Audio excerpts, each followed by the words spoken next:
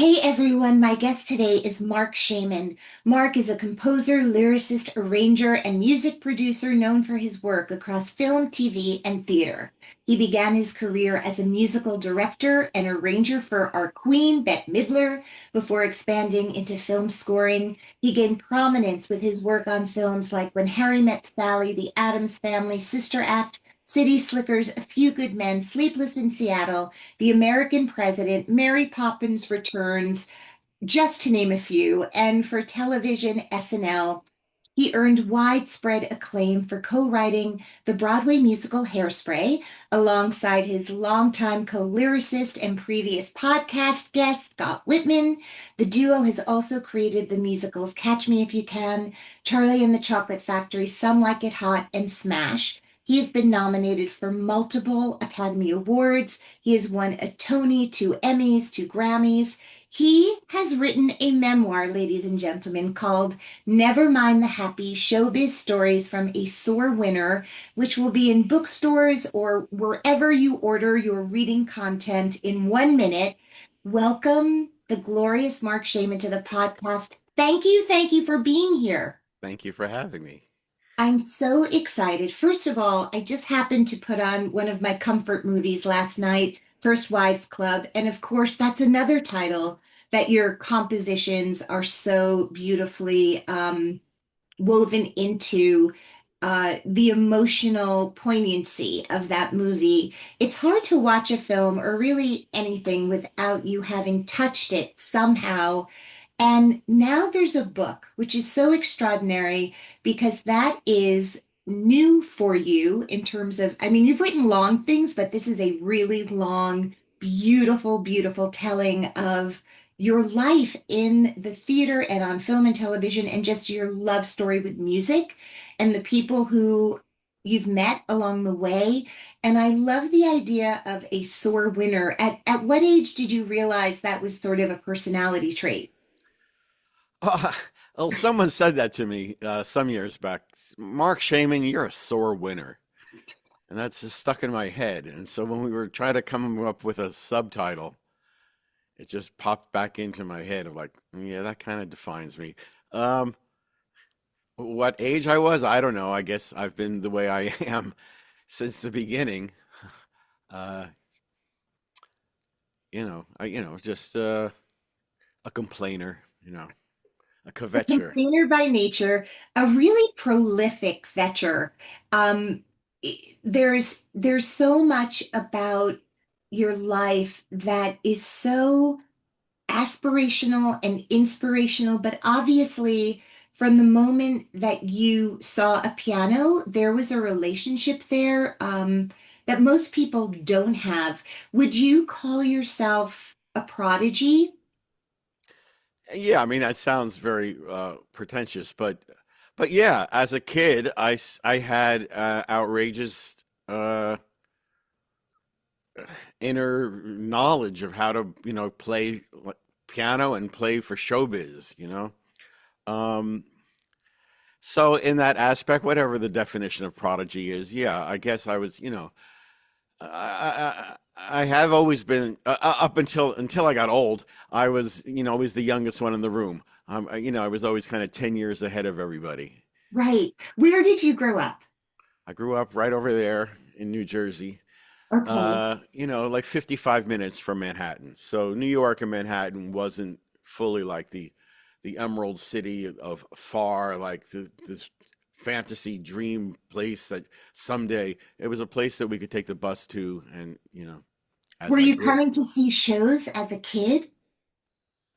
I don't remember.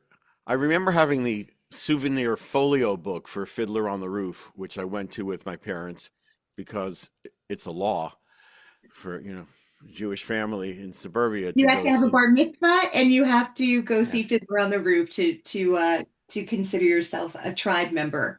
But then once I was a teenager and I did start going in and I did start singing, I would want to see, once I finally got into Broadway musicals, then I just had to go see everything that was opening. I saw like I remember The Wiz. I wasn't at opening night of The Wiz. I was there opening week of The Wiz, just a little kid in the front row because I was still young enough to think, oh, the front row is the best seat. That's Uh, but I can still remember seeing Stephanie Mills singing Home and Toto running on. I can just see it right now in my mind's eye. And so that's around the era that I started going to Broadway. right. And is it true, like you were remarkably young when you moved to the city? Yeah, yeah. I I took the test when I was 15 to get a state diploma, the GED, good enough diploma. What does it really mean? General equivalency? I think so. But I got my diploma, and I somehow took it when I was 15. So I already got the letter that said I passed. So started hardly going to school once I got that letter. And then on my 16th birthday, which was in 11th grade, so I only went to 11th grade for around a month. And then in October 22nd, when I turned 16, I was finished with school. Well, how, Um, I don't want to get too like in the weeds here, but even this idea of taking the GED, from what I can tell, you're one of the smartest humans on the planet. Were you someone ah, were you having trouble at school? Were you bored? Were you getting in trouble with and not going? Like why did you want to get out of there before most people? I did get in trouble for not going to gym class. I got suspended twice. Good for Uh, you. Yeah. Um, no, what happened is I discovered musical theater. And I discovered the way, if I look at it now, the way this talent I had didn't kind of get exposed to other people until I hit junior high school. My elementary school, like, had no music. Huh? There wasn't a piano anywhere, so none of the kids I went to school with knew how I could play. I would just play for aunts and uncles or cousins or, you know. Right. So once a friend took me. There was auditions for The Sound of Music, perfect title. Uh, that two ladies in my township saw that our schools weren't putting on musicals, so they created a summer musical theater workshop in the auditorium of the high school where they put on musicals. God bless them that they saw this need in my town, and so a friend of mine, and I don't even know how she knew I would want to do that. I can't remember. Anyway, I went and I asked if I could audition to play piano. And I went and the lady said, "Well, there's the piano, kid. Go play." And I played, and I also can still see in my mind's eye when I finished and turned around, everyone was silent and staring at me. That was the first time I had exposed my showbiz fingers to a group of people, especially a group of people who would appreciate that. And from that moment on, then all schoolwork went out the window, and Right. it was just musical theater night and day. And then that woman, Judy Cole, she brought me then to community theaters that she was doing all around New Jersey, and introduced me to people, and then other directors, and then I just started doing community theater. So my parents did see I was dedicated and had the ability to like do a job, because I would go and be musical director for the adults at all these community theaters, and one after another. I don't think there was a night where I wasn't at a rehearsal or a performance. So by the time I got that GED diploma, they kind of saw. And then also the same friend, Cheryl Loudon was her name. Her mom got us both into the Carnegie Mellon University had a summer course for acting and performing, and we got into that. And I met an acting teacher there. Was this very cool woman named Rina Yerushalami, a very intense Israeli woman, and all the other kids thought she was just mean, and I thought she was fabulous. I mean, she treated us all like adults.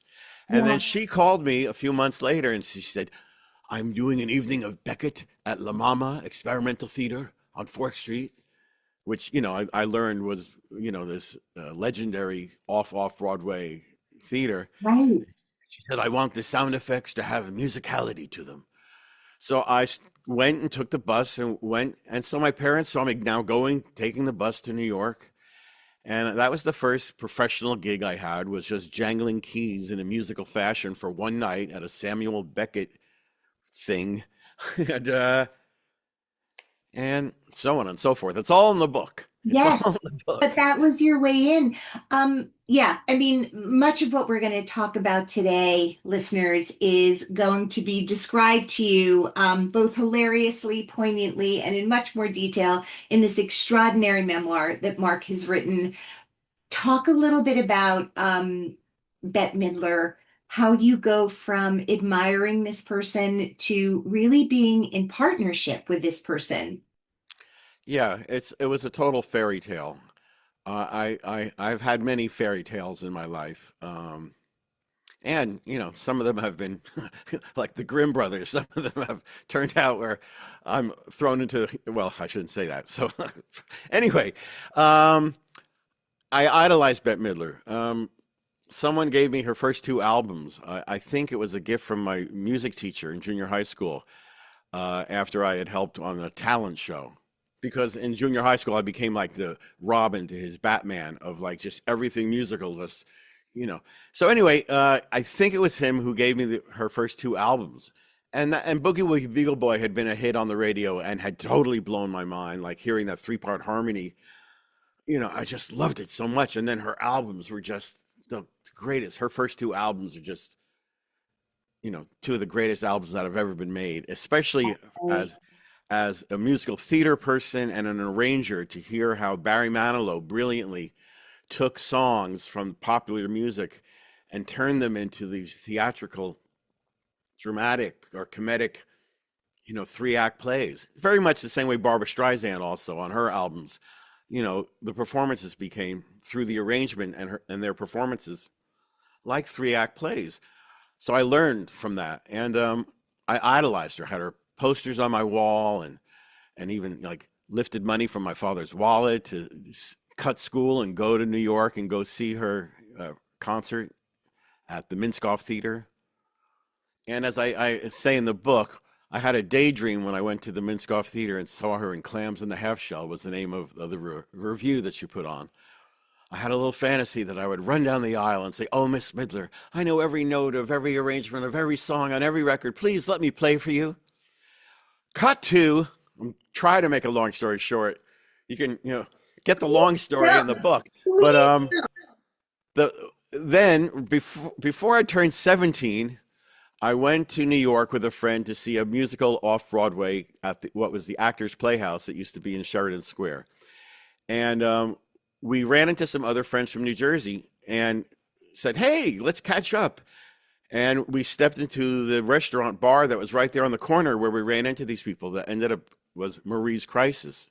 We didn't know it was Marie's Crisis's legendary piano bar. It was just the place where we were standing. And of course, there was a piano there. I started playing. The bartender was sweeping up and he said, "Hey, kid, you're good. Wait right here." And he went next door to where the duplex used to be, the original duplex. And there was a comedy review that wanted a funnier piano player. So they all came in and they said, "Can you play Together Wherever We Go?" And I played. They went, "No, can you play it cheesy?" I was like, "Oh, you mean like at a bar mitzvah? Like how, or Stephen Eady would do it? Wherever we go, yeah, wherever we, I understood that kind of when they said cheesy showbiz. I just got it. And they were like, "Yes, you're hired." Anyway, one of them was Scott Whitman. He was directing this review. And I started staying with him on the weekends to play for this act. And he lived across the hall from one of Bette Midler's backup singers. So that's where like the fairy tale is, where, you know, dumb luck. Like nothing I could have ever done would have predicted that I would start playing for an act and staying with this person who lived across the hall from one of Bette Midler's backup singers. So they were forming their own group. They're called the Harlettes, always have been with Bette. And they decided, let's do our own act when we're not on the road with her. And I became their musical director by proximity. Uh, and then Bette invited the girls to come back with her. And she said, "I'll let you open my show. You can do a whole half an hour opening act." And I was flown to LA. And there I was in a rehearsal hall. And I taught the band the Harlettes material. And then Bette Midler walked in. And I just got to sit there in the back of the rehearsal hall. And they were up on a stage. And then at one point, Bette called out a song from her third album. and none of the guys in the band knew it. There was no music for it in their music stands. And one of the harlots went over to Bet and said, "You see him back there? Yeah, he can play whatever." And Bet said, "You back there, can you play no gesturing?" And I actually got to walk to a stage and say, "Oh, Miss Midler, I know every note of every arrangement of every song on every album. Please let me play for you." And that's what happened. So I went for, it was like maybe 2 years between posters on my wall to playing along with her records to actually playing with her. You just couldn't have ever, you couldn't recreate this.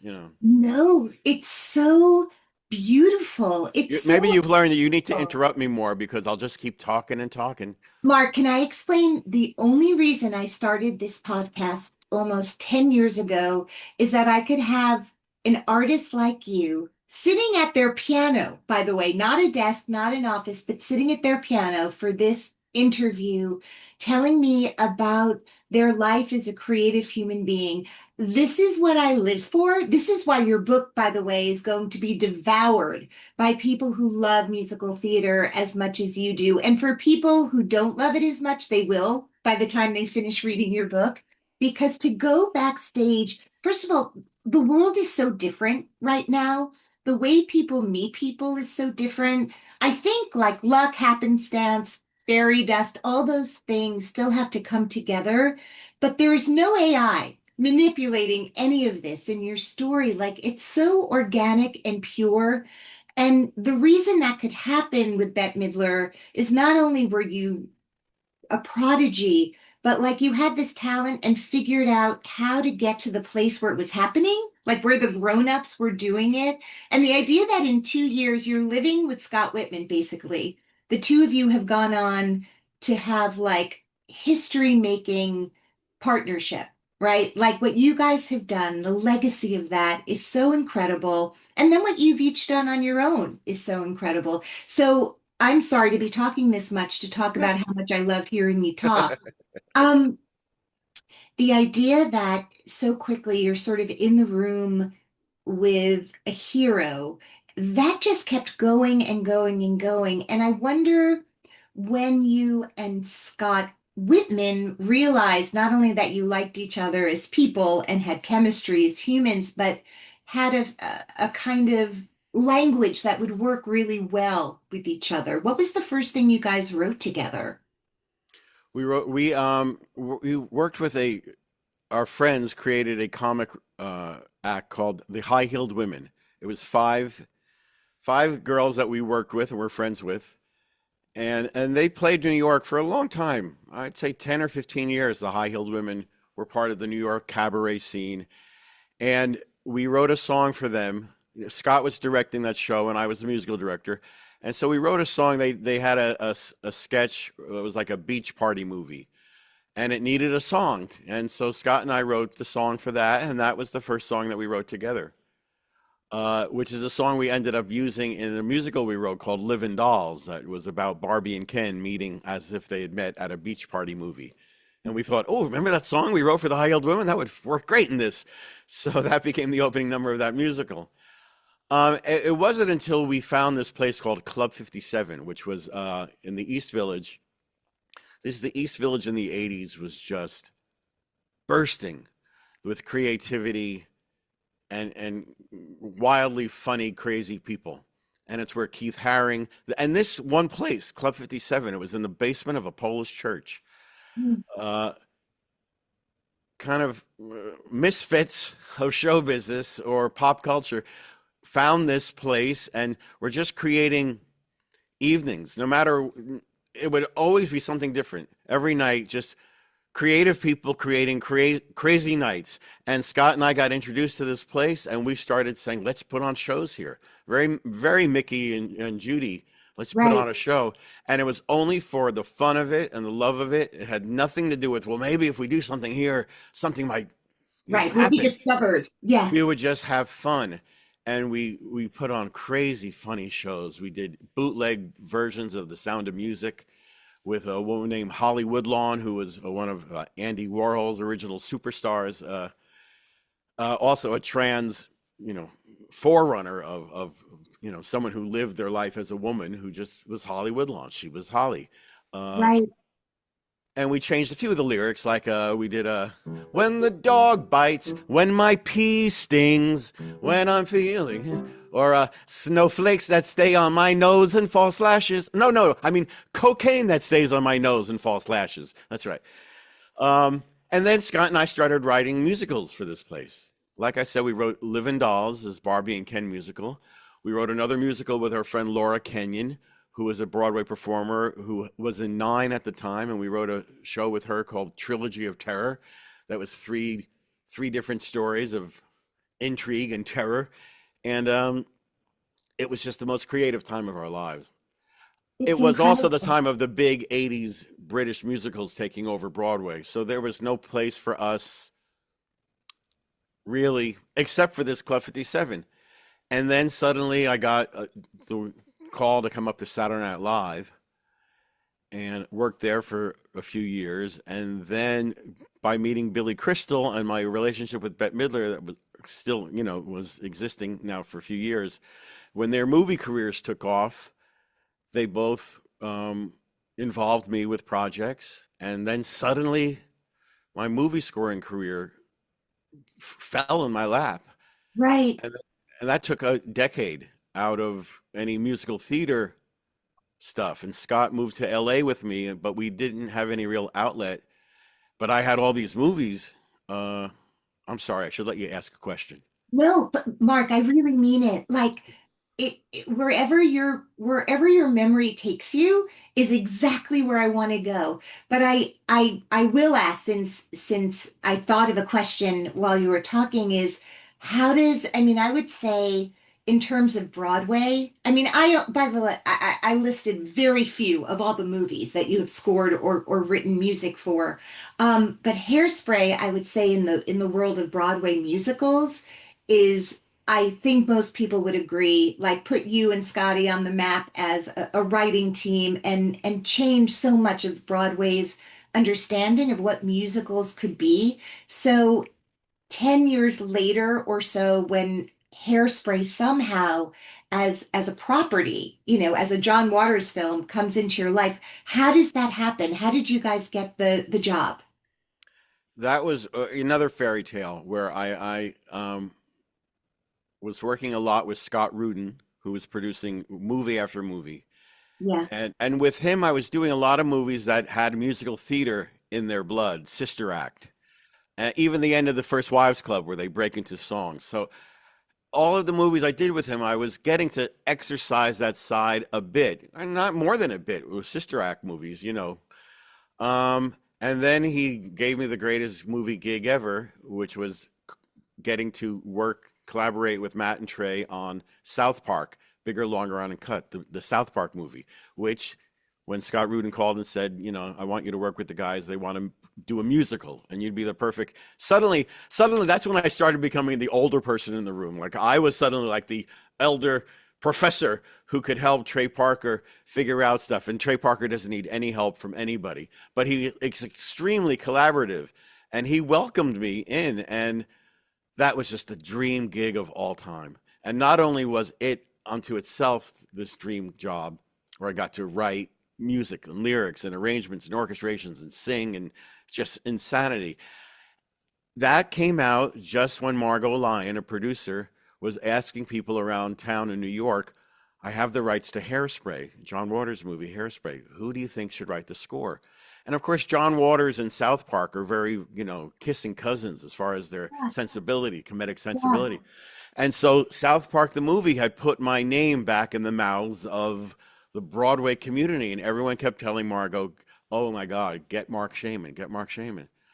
So out of the blue, she called one day and she just only thought I wrote music.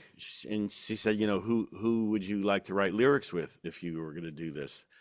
And I was like, oh my God, that was like manna from heaven. I'm like, finally, Scott and I will have a project again. I said, I'll only do it if it's me and Scott. She was like, well, I don't know you as a lyricist. And I was like, well, look at the credits for the South Park movie. It says additional music and lyrics.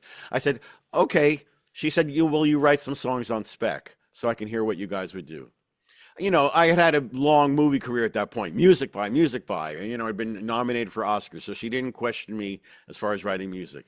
So Right. we had to write some songs to show her that we could write a musical, and we got right to it. And the very first song, Scott walked in the morning after we got the news that we were going to write spec songs to possibly write a musical, Hairspray, and he said, Tracy Turnblad should be like Curly in Oklahoma, just looking out at where they live and loving the land that they live and just seeing it as beautiful. And he sings, "Oh, what a beautiful morning." But Tracy Turnblad should look out at John Waters' version of Baltimore. And he, with that idea in my head, I went to the piano and, oh, oh, oh, it just came out. Good morning, Baltimore. I write a dummy version, where it has maybe the title and a couple of lyrics, and then Scott and I sit down and actually write the full lyric. And those first four songs we wrote were "Good Morning Baltimore," "Welcome to the '60s," "Big Blonde and Beautiful," and "I Know Where I've Been," which remained in the show, which is amazing because often, the first songs you write sometimes get, lost along the way. But they're like the tent poles that hold up that whole musical, those first four songs. And it was just a fairy tale from the get-go with that show. Also, I remember talking about this with Scott when he was on the podcast.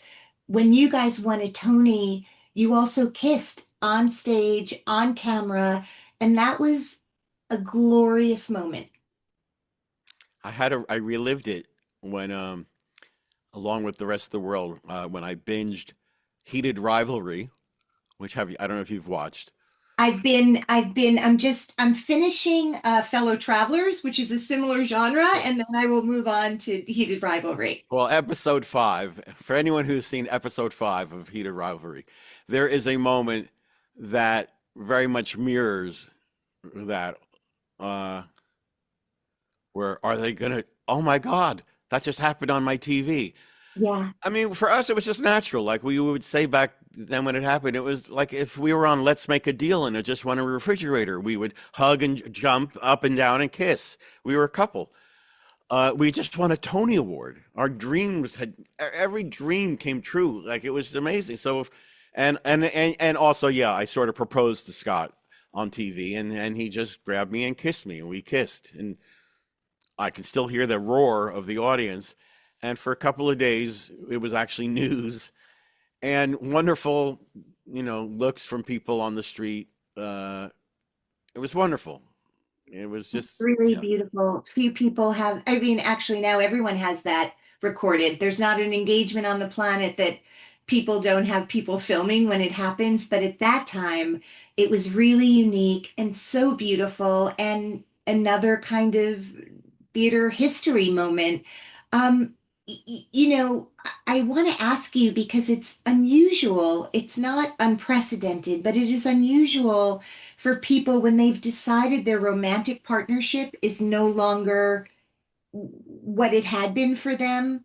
The idea that the two of you have continued to work and be so prolific together as friends, not as a married couple, as it were, do you have advice? I know we're talking about your book and your career, but I'm so struck by that. There's our fantasy as an audience going, oh, they were able to segue so easily and beautifully into this other thing. But do you have advice for people how to continue to do the thing that you love and work together when the dynamic of a relationship shifts? I don't try to offer much advice to anybody about anything, but you said it right there. The thing that we love. I mean, we loved writing together, and we did well writing together. And believe me, it was tough. And while we were splitting up, it was as tough as splitting up is for everyone and anybody. And it was tough on the writing and, the collaboration. And, if you do have a fight about something, it did create a couple of moments during the shows that we were working on at that time, which were Catch Me If You Can and Martin Short's show, Fame Becomes Me. So both those shows, definitely people who were working on it would tell you there were moments where they were like, oh, is this about to all implode? But it Right, didn't. We were able right. to just take a breath and move forward. and then get in the room and write. And and then eventually, and that's how we met. We met as collaborators, and we finish each other's sentences, which is Hmm. really good as co-lyricists. And we think the same way, and even when we think differently, it's good. We kind of come at things from different angles, but find that place to meet in the middle. And it would just have been crazy to have bailed Right. on that. Right, to have abandoned this beautiful, beautiful artistic partnership. Speaking of TV, I didn't remember to read it in the credit, but something else sort of culturally that happened recently was Only Murders in the Building. Right. There's a season. I mean, we could talk about Smash. That could be a whole other you guys working on the TV show, and then the kind of meta of the show becoming a Broadway musical for real. It's so incredible and so unheard of what you guys have done. But talk about this, the Steve Martin of it all and that particular song, and it's an extraordinary patter song. How did that happen? Through the graciousness of Pasek and Paul, they got that gig to write the songs for the musical of that season on Only Murders in the Building. But they had this idea. They had done something else right before that, similarly, where they just got more energized by involving other writers and creating a more of a writers' room kind, which is normal on TV shows. Even if on the episode it says written by one person, the truth is that one person starts the script and then everyone kind of joins in, and it's still kind of the one person or that partnership, they have kind of ownership of that script, but it really is a group, a room that keeps writing it. And Pasek and Paul just had this idea to do that kind of thing with songwriting. And Scott and I had been instrumental in giving them the thumbs up when they sort of auditioned via demo for Smash. So we had given them their first big TV job, or been part of the people who gave them their first job. And so anyway, they're just very gracious about that. Like that never would occur to me to share a gig like that. And we had the fucking best time working on it. Wow. Every Wow. single second of it. The song is joyous to write and to perform, and our time together writing with them has been equally. We've now written three different things with them. Two of them were wonderfully successful, and the one in the middle, there's a whole drama there. But even there, we had the best time. And also it's fun because you don't get to always hang out with the people who do the thing that you do Right. because you're the one doing it. Like you don't have other songwriters while you're working on a Broadway show. So it was so much fun to have two other people to gossip with and to compare and to see how they work together. And Yeah. then to watch us, and then for us to create four people writing lyrics. I mean, who would think, how does that work? For a patter song, it worked really well because there wasn't a second where one of us wasn't like coming up with something, and then we were working on a Google Doc where you can see someone else's typing, and you're like, oh, what are they going to type? Let me see what else I can do. It just became a fun challenge game. It was just the best time, the Do you best. remember how it starts? The song. Yeah. Which of the Pickwick triplets did it? Which was Justin Paul. He was the one who went to the piano. They knew coming in that it was going to be about the Pickwick triplets. So which of the Pickwick triplets? And then he sat down and he played that rhythm and sang that melody, and then that was So it. good. It's so And good. then we all just jumped to our places and just went at it. It was so much fun. It's so satisfying. It's so good and satisfying. How did you, okay, first of all, and then did you know Lin-Manuel before Mary Poppins Returns came around? We had met socially here and there. Um, he often reminds me that he once stood next to me at a preview for Hairspray when he was, I don't know how old he was, but that he has that memory of being at a preview of Hairspray, and I was, in the back the way you are when you're writing a show. And Yeah. um, but really met for real on Mary Poppins Returns. Yeah. Uh, Also, just amazing, and just all the added songs were so incredible. And I think about all of these stories in the book, and I wonder, did someone approach you and say your life has to be a book? Is it something you had always been sort of journaling for? And how was your memory so crystal clear on so many things? What was the process of putting this together? It is strange because my memory is so bad now. I mean, like I said, I did everything 10 years earlier than everyone when I was a kid, and now old age is coming 10 years too early. My Wow. hearing, my memory, oh my God. But anyway, I would write things like on Facebook, and people Okay. would say, "Oh, Mark, you should write a book." But then I see people, write something about, "Oh, my cat spilled a glass of water today," and then someone says to that person, "Oh, you should write a book. Your stories about your cat in the water." I mean, so that phrase, "Oh, you should write a book," it seems, Right. it's everywhere. But people have been saying it to me a lot, and I would write like, longer kind of essays. If something that was like, if it was the anniversary of a project, I would write something about what it was like when a movie, whether it's First Wives Club or whichever. Um, and people kept saying, "Mark, you should write a book." And then I guess it was the pandemic, but I can't quite remember. And then, what I do remember was I was listening to Julia Louis-Dreyfus's podcast, Wiser Than Me, which is so good. And she was talking to Jane Fonda, who had just put out a memoir.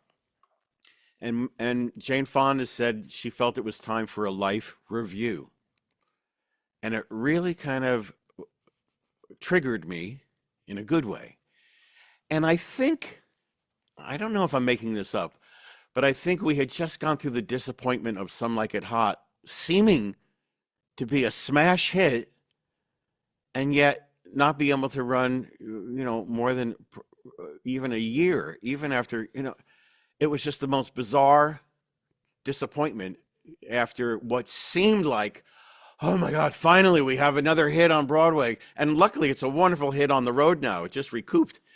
But at that time on Broadway, as things were still just coming back to life from COVID, uh, we well, anyway, I think in my mind, I kind of wanted to look back at everything that I had been lucky enough to have and do, and I guess pat myself on the back a little, but not so much pat myself on the back as just kind of, because, as the title implies, never mind the happy. I am, Scott calls me Eeyore.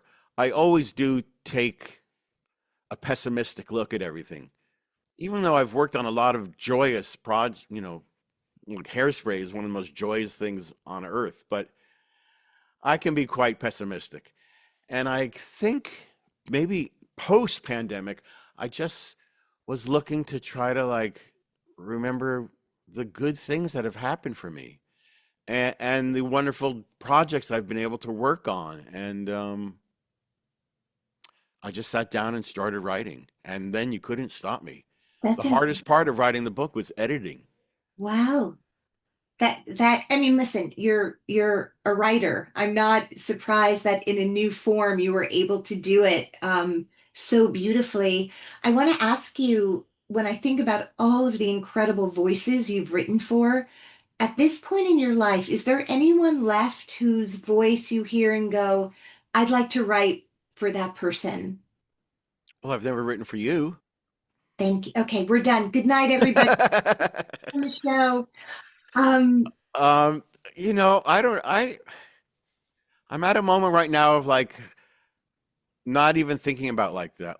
mm, I guess also because I'm so focused right now on the book, where it's just about all these things I have done, and feeling like, almost like, haven't I done enough?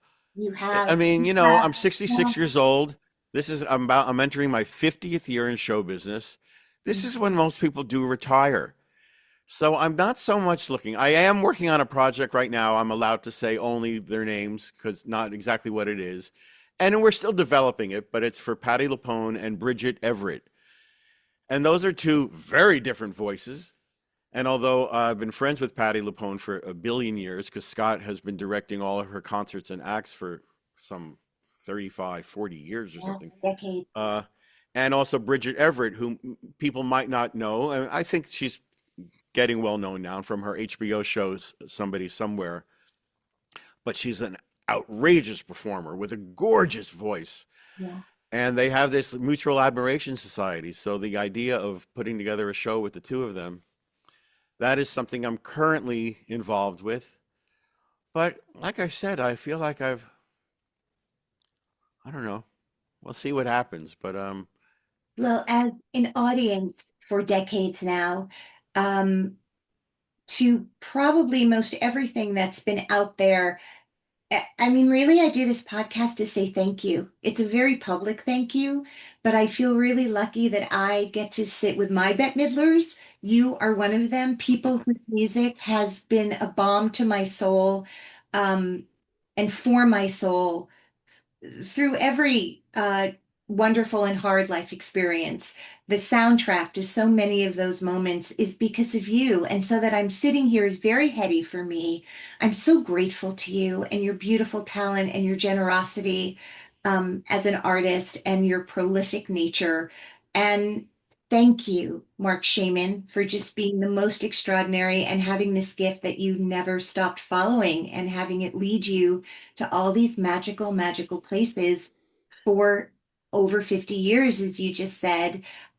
Before I let you go, is there a little known fact about Marc Shaiman that you can share? well, one thing, there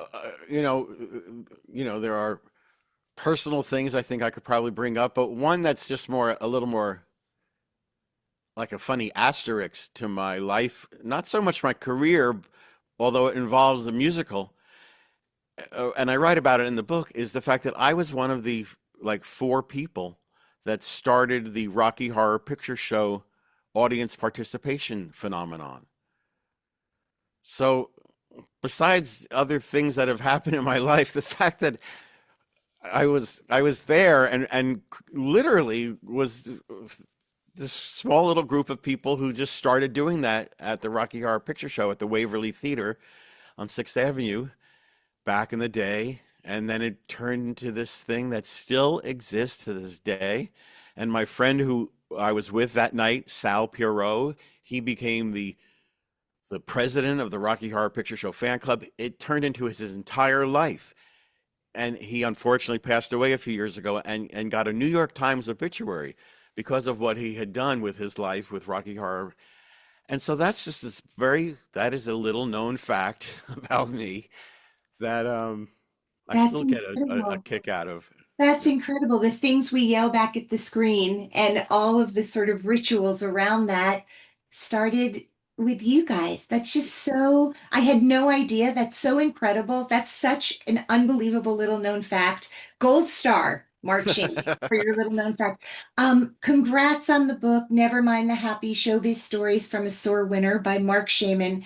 I think the pub date is Ja- January 26th. January 27th. January 27th. All right. Yes. Well, pre-order, pre-sale, get the book. I mean, we've just scratched the surface on this Yeah, and I should say extraordinary. here, I can say now, because we Oh, just sort of announced it this morning, there is also an audio book. But I insist that everyone buy both. okay. You can afford it. It's nowadays these things are not that expensive because the audiobook is like a record. I every time I mention a lyric in the book, sometimes it's just a little snippet of a lyric and sometimes it's a whole lyric. I have people singing them. I sing some of it myself and then I called in friends and said, "Hey, would you sing this song that you sang once or would you ever consider singing, so Christine Ebersol sings The Place Where Lost Things Go from Mary Poppins Returns and Kat McPhee and Megan Hilty recreate moments from Smash and on and on. Christian Borle's on there. But the book is good to read when you're on the couch in the bed, and then also get the audiobook for your car, the subway, and you'll get to hear me telling these stories, and you'll get to hear a lot of great singers. Oh my God, what a gift to the world you are, Marc. I wish you the most incredible day. Congrats on this phenomenal, phenomenal book, audio, hardcover, all of the things. Get it Can all. get it all. I'll see you soon. Thank you, Okay. Marc. Thank you. Bye. Bye bye. It's been a pleasure. Thank you. Thank you.